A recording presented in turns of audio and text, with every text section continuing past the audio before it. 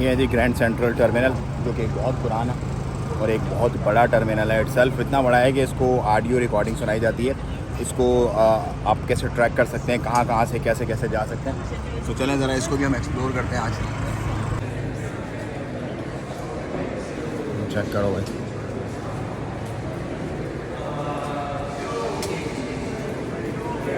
ये इटसेल्फ में अपने आप में एक दुनिया है पूरी।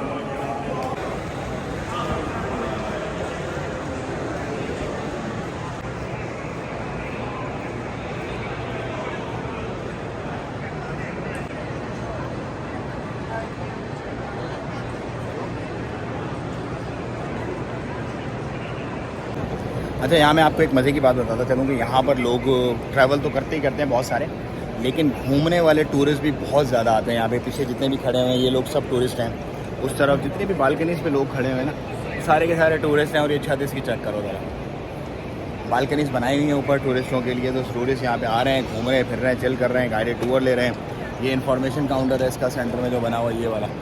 यहाँ से इन्फॉर्मेशन लो आप और चिल करो, फन करो, इन्जॉय करो भाई।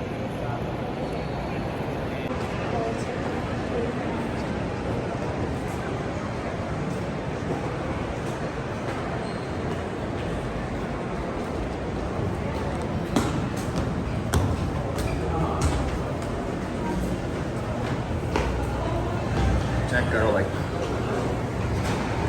ग्रैंड टर्मिनल है ना, मज़ा फिर।